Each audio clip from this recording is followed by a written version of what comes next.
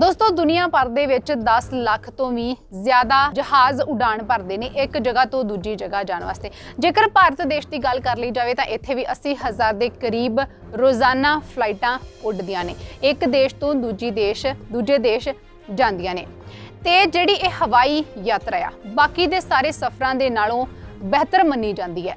Rail सफ़र, car सफ़र जां होर जिहड़ा भी कि उन्हां सफ़रां दे विच उस यात्रा दे विच ज़्यादा दुर्घटनावां हुंदियां आ, हादसे हुंदे आ ते जिहड़े लोक मर जांदे आ, जख्मी हो जांदे आ, उन्हां दी गिणती भी ज़्यादा हुंदी है।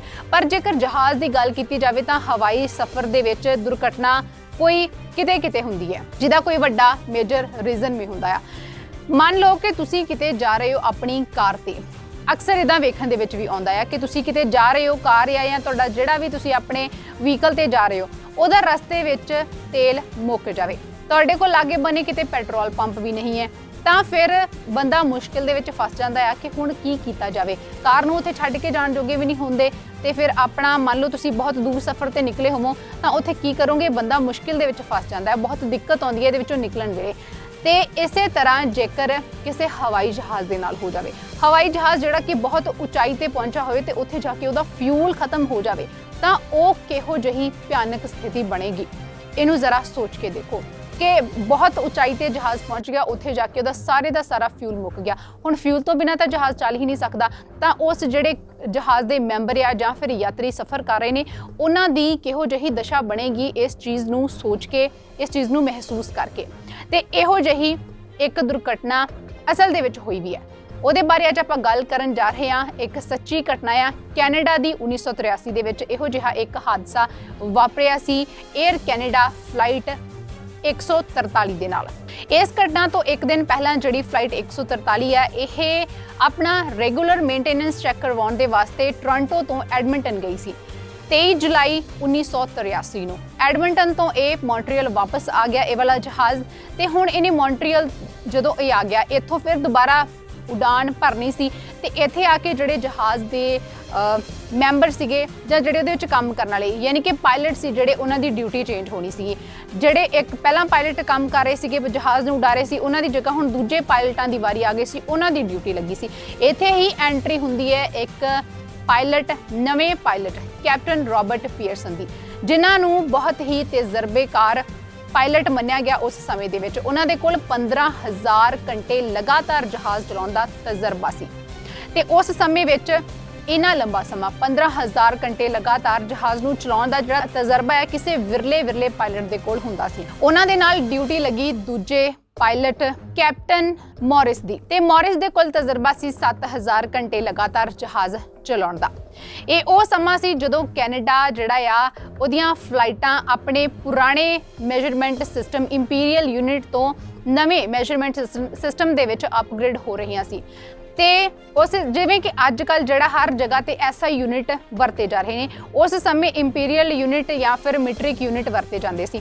ਤੇ ਕੈਨੇਡਾ ਦੇ ਵਿੱਚ ਜ਼ਿਆਦਾਤਰ ਪੁਰਾਣਾ ਜਿਹੜਾ ਮੈਜ਼ਰਮੈਂਟ ਸਿਸਟਮ ਸੀ ਇਹੋ ਹੀ ਵਰਤਿਆ ਜਾਂਦਾ ਸੀ। ਇਸੇ ਤਰ੍ਹਾਂ ਇਹ ਜਿਹੜੀ ਫਲਾਈਟ ਸੀਗੀ ਇਹ ਵੀ ਇਸੇ ਕਰ ਇਹਦੀ ਜਿਹੜੀ ਹਾਦਸੇ ਦੀ ਵਜ੍ਹਾ ਹੈ ਉਹ ਵੀ ਇਹ ਜਿਹੜਾ ਮੈਜ਼ਰਮੈਂਟ ਸਿਸਟਮ ਆ ਯੂਨਿਟ ਆ ਇਹੋ ਹੀ ਬਣਿਆ।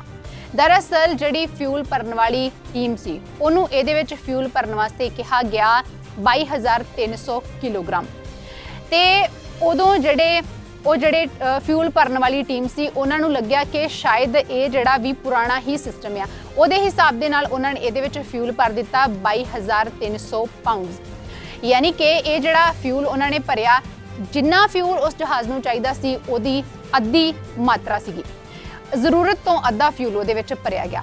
ਤੇ ਉਹ ਤੋਂ ਵੱਡੀ ਗਲਤੀ ਕੀਤੀ ਜਿਹੜੇ ਜਹਾਜ਼ ਦੇ ਪਾਇਲਟ ਸੀ, ਉਹਨਾਂ ਨੂੰ ਚਾਹੀਦਾ ਸੀ ਕਿ ਉਹ ਆਪਣਾ ਜਿਹੜਾ ਫਿਊਲ ਮੀਟਰ ਆ ਉਹਨੂੰ ਚੈੱਕ ਕਰਕੇ ਹੀ ਉਡਾਨ ਭਰਨ, ਪਰ ਉਹਨਾਂ ਨੇ ਇਸ ਫਿਊਲ ਨੂੰ ਚੈੱਕ ਕੀਤੇ ਬਿਨਾਂ ਹੀ ਉਡਾਨ ਭਰ ਦਿੱਤੀ। ਹੁਣ ਅੱਗੇ ਕਿਹੋ ਜਿਹੀ ਜਿਹੜੀ ਇਹ ਯਾਤਰਾ ਹੋਵੇਗੀ ਤੁਸੀਂ ਇਹਦਾ ਅੰਦਾਜ਼ਾ ਵੀ ਨਹੀਂ ਲਗਾ ਸਕਦੇ। ਜਦੋਂ ਇਹ ਜਹਾਜ਼ 41,000 ਫੁੱਟ ਦੀ ਉਚਾਈ ਤੇ ਪਹੁੰਚਿਆ ਤਾਂ ਪਾਇਲਟ ਨੂੰ ਇਹ ਸੰਕੇਤ ਹੋਇਆ ਕਿ ਜਿਹੜਾ ਜਹਾਜ਼ ਦਾ ਖੱਬਾ ਇੰਜਨ ਆ ਉਹਨੇ ਕੰਮ ਕਰਨਾ ਹੀ ਬੰਦ ਕਰ ਦਿੱਤਾ ਆ। ਜਹਾਜ਼ ਦੇ ਪਾਇਲਟ ਜਿਹੜੇ ਆ ਦੋਨੋਂ ਉਹਨਾਂ ਨੇ ਫੈਸਲਾ ਕੀਤਾ ਕਿ ਇਹਦੀ ਐਮਰਜੈਂਸੀ ਲੈਂਡਿੰਗ ਕਰ ਦਿੱਤੀ ਜਾਵੇ, ਕਿਉਂਕਿ ਇਹ ਮੌਂਟਰੀਅਲ ਤੋਂ ਇਹਨੇ ਦੁਬਾਰਾ ਉਡਾਨ ਭਰੀ ਸੀਗੀ ਤੇ ਰਸਤੇ ਵਿੱਚ ਹੀ ਹਜੇ ਸੀ ਜਿੱਥੇ ਇਹਨੇ ਜਾਣਾ ਸੀ, ਆਪਣੀ ਮੰਜ਼ਿਲ ਜਾਣਾ ਸੀ ਉਹ ਰਸਤੇ ਵਿੱਚ ਹੀ ਸੀ। ਉੱਥੇ ਨੇੜੇ ਕੋਈ ਛੋਟਾ ਜਿਹਾ 에ਅਰਪੋਰਟ ਸੀਗਾ ਤੇ ਉੱਥੇ ਉੱਥੇ ਐਮਰਜੈਂਸੀ ਲੈਂਡਿੰਗ ਕਰਵਾ ਦੇਣੀ ਸੀ। ਪਰ ਕਹਿੰਦੇ ਨੇ ਜਦੋਂ ਕਿਸਮਤ ਖਰਾਬ ਹੋਵੇ ਤਾਂ ਉਦੋਂ ਕੁਝ ਨਹੀਂ ਹੋ ਸਕਦਾ। ਸਾਰੇ ਜਿਹੜੀਆਂ ਕੋਸ਼ਿਸ਼ਾਂ ਹੁੰਦੀਆਂ ਬੰਦੇ ਦੀਆਂ ਬੇਕਾਰ ਚਲੀਆਂ ਜਾਂਦੀਆਂ ਨੇ। ਇਸੇ ਤਰ੍ਹਾਂ ਹੀ ਇਸ ਜਹਾਜ਼ ਦੇ ਨਾਲ ਹੋਇਆ ਕਿ ਇਸ ਜਹਾਜ਼ ਦਾ ਜਦੋਂ ਉਹਨਾਂ ਨੇ ਸੋਚਿਆ ਕਿ ਇਹਦੀ ਐਮਰਜੈਂਸੀ ਲੈਂਡਿੰਗ ਕਰਵਾ ਦਿੱਤੀ ਜਾਵੇ ਤਾਂ ਇਸ ਜਹਾਜ਼ ਦਾ ਜਿਹੜਾ ਇੰਜਨ ਦਾ ਪਹਿਲਾਂ ਇਹਦਾ ਖੱਬਾ ਪਾਸਾ ਜਿਹੜਾ ਖੱਬਾ ਇੰਜਨ ਸੀਗਾ ਉਹ ਕੰਮ ਕਰਨਾ ਬੰਦ ਕਰ ਦਿੱਤਾ ਤੇ ਫਿਰ ਸੱਜੇ ਇੰਜਨ ਨੇ ਵੀ ਕੰਮ ਕਰਨਾ ਬੰਦ ਕਰ ਦਿੱਤਾ ਸੀ। ਜਦੋਂ ਉਸ ਕੈਪਟਨ ਪੀਅਰਸਨ ਨੇ ਪਾਇਲਟ ਨੇ ਚੈੱਕ ਕੀਤਾ ਵਜ੍ਹਾ ਜਾਣੀ ਕਿ ਅਜਿਹਾ ਕਿਉਂ ਹੋਇਆ ਤਾਂ ਉਹਨੇ ਦੇਖਿਆ, ਉਹ ਹੈਰਾਨ ਰਹਿ ਗਿਆ ਕਿ 41,000 ਫੁੱਟ ਦੀ ਉਚਾਈ ਉੱਤੇ ਆਣ ਕੇ ਜਹਾਜ਼ ਦਾ ਪੂਰਾ ਫਿਊਲ ਹੀ ਖਤਮ ਹੋ ਗਿਆ। ਹੈ ਤਾਂ ਹੈਰਾਨੀ ਦੀ ਗੱਲ ਕਿ ਇੰਨਾ ਜ਼ਿਆਦਾ ਫਿਊਲ ਜਿਹੜਾ ਉਹਨਾਂ ਨੇ ਭਰਵਾਇਆ ਸੀ 22,300 ਕਿਲੋਗ੍ਰਾਮ, ਉਹ ਅੱਧ ਰਸਤੇ ਦੇ ਵਿੱਚ ਹੀ ਇੰਨੀ ਜਲਦੀ ਖਤਮ ਕਿਵੇਂ ਹੋ ਗਿਆ।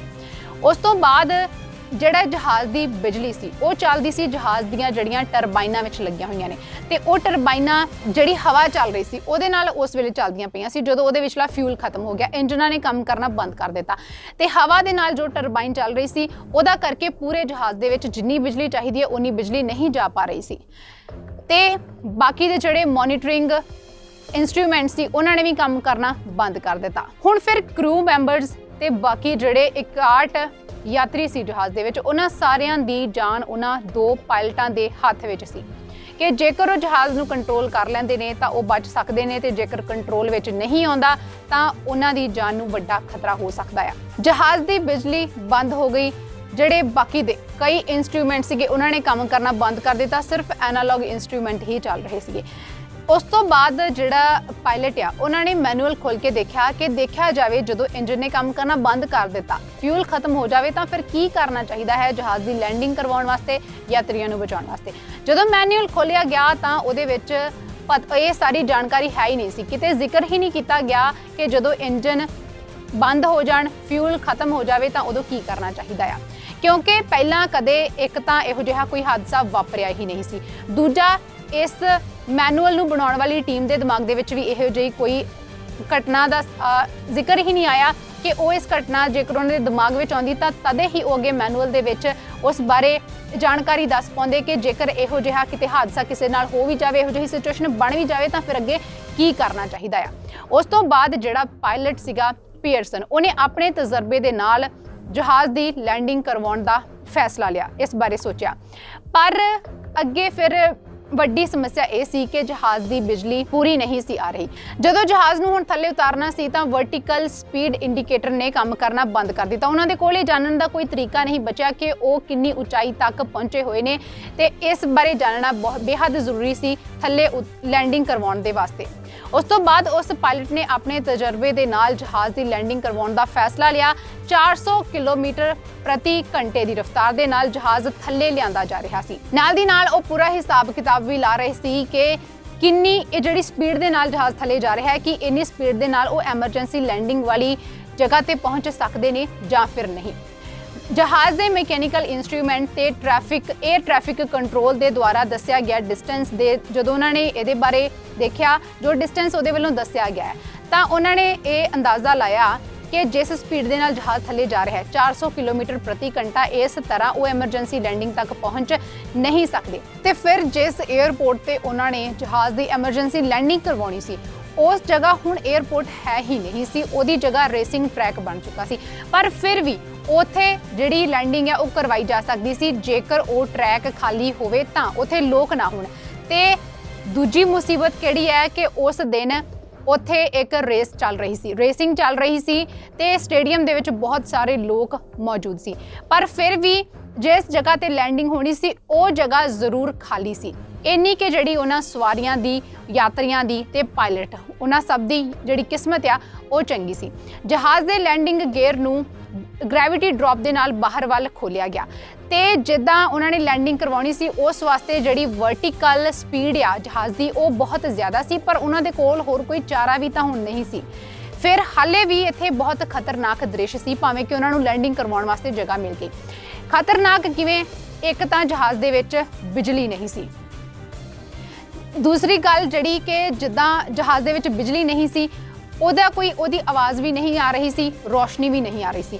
ਜਿੱਥੇ ਉਹਨੇ ਲੈਂਡਿੰਗ ਕਰਨੀ ਸੀ ਉੱਥੇ ਲੋਕ ਹੋ ਸਕਦੇ ਸੀ, ਆਲੇ ਦੁਆਲੇ ਉਹਨਾਂ ਨੂੰ ਖਤਰਾ ਹੋ ਸਕਦਾ ਸੀ। ਤੇ ਜਿਹੜੇ ਥੱਲੇ ਧਰਤੀ ਉੱਤੇ ਲੋਕ ਨੇ ਉਹ ਇਸ ਗੱਲ ਤੋਂ ਅੰਦਾਜ਼ਾ ਲਗਾਉਣਾ ਉਹਨਾਂ ਵਾਸਤੇ ਮੁਸ਼ਕਿਲ ਹੋ ਸਕਦਾ ਸੀ ਕਿ ਕੋਈ ਜਹਾਜ਼ ਉਹਨਾਂ ਦੀ ਤਰਫ ਆ ਰਿਹਾ ਹੈ।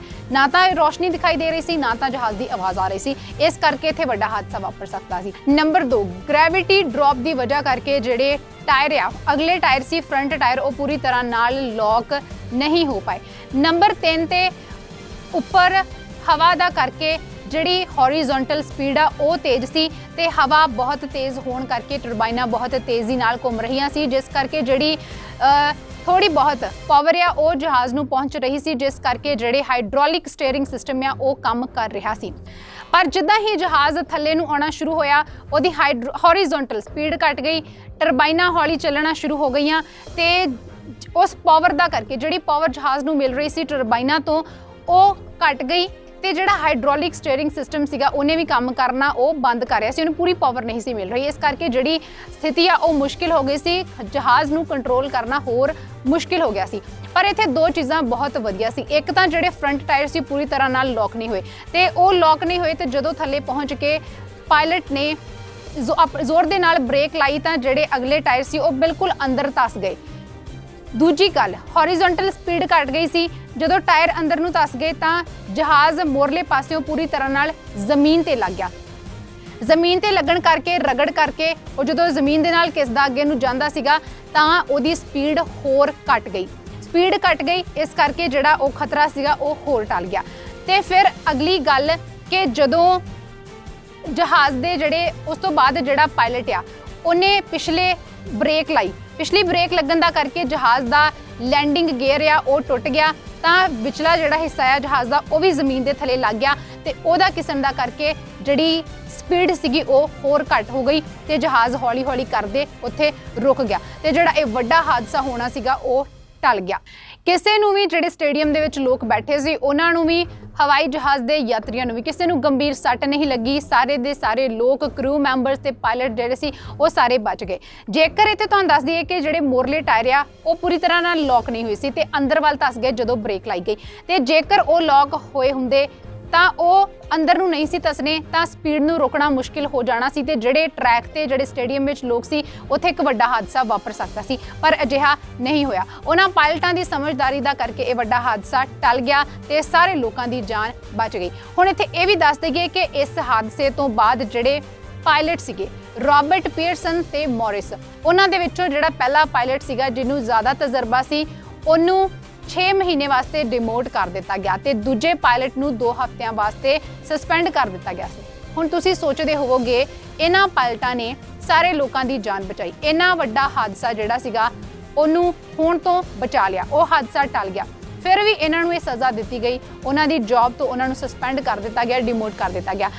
ਇਹ ਇਸ ਕਰਕੇ ਤੁਹਾਨੂੰ ਦੱਸ ਦਈਏ ਕਿ ਜੇਕਰ ਜਦੋਂ ਜਹਾਜ਼ ਨੇ ਲੈਂਡਿੰਗ ਫੜੀ ਸੀ, ਜਦੋਂ ਉਡਾਨ ਭਰੀ ਸੀ, ਉਦੋਂ ਇਹਨਾਂ ਦੀ ਜ਼ਿੰਮੇਵਾਰੀ ਬਣਦੀ ਸੀ, ਇਹਨਾਂ ਦਾ ਫਰਜ਼ ਬਣਦਾ ਸੀ, ਇਹਨਾਂ ਦੀ ਡਿਊਟੀ ਸੀ ਕਿ ਜਹਾਜ਼ ਨੂੰ ਉਡਾਨ ਭਰਨ ਤੋਂ ਪਹਿਲਾਂ ਜਦੋਂ ਇਹਦੇ ਵਿੱਚ ਫਿਊਲ ਭਰਿਆ ਗਿਆ ਤਾਂ ਉਹ ਇਹਨੂੰ ਚੈੱਕ ਕਰਦੇ। ਉਹਨਾਂ ਨੇ ਚੈੱਕ ਨਹੀਂ ਕੀਤਾ, ਫਿਊਲ ਦੀ ਜਿਹੜੀ ਮਾਤਰਾ ਸੀ ਉਹ ਅੱਧੀ ਰਹਿ ਗਈ, ਇਸੇ ਕਰਕੇ ਇਹ ਹਾਦਸਾ ਹੋਣ ਜਾ ਰਿਹਾ ਸੀ।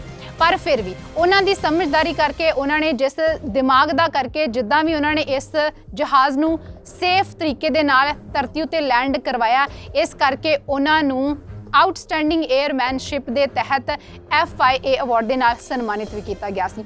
ਉਹਨਾਂ ਦੋਹਾਂ ਪਾਇਲਟਾਂ ਨੇ ਆਪਣਾ ਕਰੀਅਰ ਜਾਰੀ ਰੱਖਿਆ ਤੇ ਇਸ ਜਹਾਜ਼ ਨੇ ਵੀ ਆਪਣਾ ਪੂਰਾ ਮੇਨਟੇਨੈਂਸ ਕਰਵਾਉਣ ਤੋਂ ਬਾਅਦ 25 ਸਾਲ ਕੈਨੇਡਾ ਦੇ ਵਿੱਚ ਕਈ ਉਡਾਣਾਂ ਭਰੀਆਂ। 25 ਸਾਲਾਂ ਬਾਅਦ 2008 ਦੇ ਵਿੱਚ ਇਹ ਸੇਵਾ ਮੁਕਤ ਹੋ ਗਿਆ।